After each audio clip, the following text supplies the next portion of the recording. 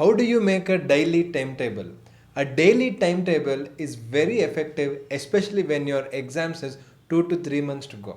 A daily timetable will make you very efficient and it will help you in covering more portions. In this video, I will be telling you how you can make a daily timetable. First of all, why you need a daily timetable and much more. Before that, please subscribe to our channel Ekcel Academy, the one-stop solution for company secretary course.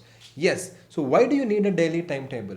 In my previous video, I had made a video where I told you how you should make a overall study when there is 2 months for exam. In this video, we will be discussing about a daily timetable. How do we make a daily timetable? A daily timetable is very simple. It is exactly from the time you get up till the time you sleep. You should divide your day into multiple slots. How can you do that? The first thing is, let us take an example. If you are getting up at let us say 6:30 in the morning, for some of you it may be too early, some of you it may be too late. Anyway, let us say it is 6:30 on an average. If you get up at 6:30, what time will you start studying? So 6:30 to 7, you can just like getting ready, freshing up, etc. Then 7 to 8:30 is your first session for studies. Why I'm telling you 7 to 8:30 is because usually it is better to keep 90-minute study slot. I will be making a separate video about how you can plan this 90 minutes. But generally in the 90 minutes, you should divide it into the time for studying, the time for revising, and the time for recalling the answer. You might have heard in school also, read, revise and recall. Same strategy we are going to follow. And in the last 5 minutes, we will do something little different where we go back to the book and see what we are not able to recall, and that will cement your knowledge relating to that particular topic. The first question you should ask yourself is, how many hours I will study every day? See, this depends on who you are, where you're from, etc. So broadly we can say that one is full-time CS student, second one is student who is going to college, and the third one is student who is working or who is a homemaker, etc. These are the broad categories of CS student. So if you're a full-time CS student and your exam is 2 to 3 months to go, you have to study at least 8 to 10 hours a day.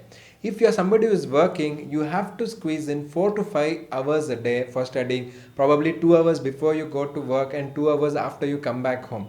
Yes, it may be difficult depending on your situation, which city you live, traffic, etc. But if you dedicate this, that is what is required for your examination.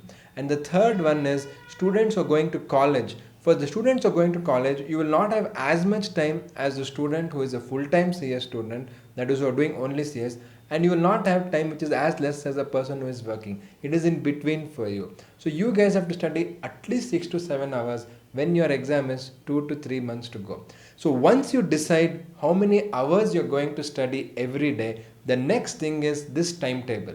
So once you have an idea about this, what you should do is you should divide your entire day into chunks of time. That is 6:30 to 7 getting ready, 7 to 8:30 first study, 8:30 to 9:30 breakfast plus break, then 9:30 to 11 your second study, 11 to 11:30 break, 11:30 to 1 your third session of study, then 1 to 2 you take a break for lunch and rest, etc. Or you 2 to 2:30 depending on your flexibility and your comfort, then 2:30 to 4 your next session for study, then 4 to 5, 5:30 take a break. So I'm just giving you an example. You can make timetable however you want. Some people may have highest concentration between 4 to 6 in the evening, but usually someone like me, it's a sleepy time, so I wouldn't like to study. I would rather take a break. Then again start your session again in the evening 6 or 6:30. Again do it for 1.5 hours. Why 1.5 hours is because more than that you really can't take in much of the information, and this 1.5 hours also should be divided into 4 parts. One is the study, revision, and then recalling, and then seeing the book. I'll make a separate video on that. You can have a look at that. So once you do this, end of the day, you will have the entire day's timetable. This will be just like your timetable when you go to school, your different periods, right? First period is math, second period science, etc. So how this will help is you'll be much more efficient simply because you know and you're keeping track of the time of what you're studying. Once you've made this timetable, this is the easy part. The difficult part is how you will stick to the timetable. For this, what you can do is you can promise yourself a treat, that if you complete the study, whatever you had planned, whatever treat you can promise yourself, like watch the movie over the weekend, or you'll eat your favorite chocolate, whatever. So this will motivate you to make sure that you study. And I'm telling you, despite all this, if you have made a plan, I will study 8 hours, you may end up studying only 5 or 6 hours. Still, it is much better than having no study timetable for the everyday. Because if you don't have a daily timetable, you may study 3 hours. End of the day, you may feel, oh, I studied lots today, I studied 3 hours. But actually, you would have studied only 3 hours. But if you make a plan of 8 hours and you complete 5 or 6 hours, it is much better. You will cover much more ground than studying only for 3 hours. Yes, if you complete the entire study plan for 8 hours which you planned, that is amazing. If you can do it, great. But if you can't, there's nothing to worry. And set yourself realistic targets. Don't say, I will complete half of company law in one day. That is not going to happen. Also, depending on which subject. So if it is company law, for example, you can say meetings, you will do it over 3 to 4 days, things like that. So this is how you can make a daily study timetable. In the study timetable, when you have around 2 months to go for exam, you may be having a question, how many subjects to study every day? Usually it is each one's comfort. Some students study 4 to 5 subjects, some study only 2. In my experience, I was more comfortable by just studying 2 subjects a day, where I used to allot 4 hours for each subject. Means when the exam is closed, every day I never used to study for 8 hours. When the exam is closed, at least 8 to 10 hours you have to study if you want to excel. And also try to keep the same slot every day for that subject. If I am studying, let us say, accounts in the morning and company law in the afternoon or evening, keep the same time every day. And also in your daily timetable, try to study in the same place. Again, this is not a general rule, it might not apply to you. But then if you study in the same place, generally the environment, your brain will be more receptive to gain that knowledge, because at the same time, same place, you're trying to study. This is extremely useful and you should try, and do let us know after trying. You can drop in your comments and then tell your experience. In the daily timetable, another problem student says, I don't have concentration, I cannot study for long hours, etc. That is perfectly fine. You are human. What you should do is very, very simple.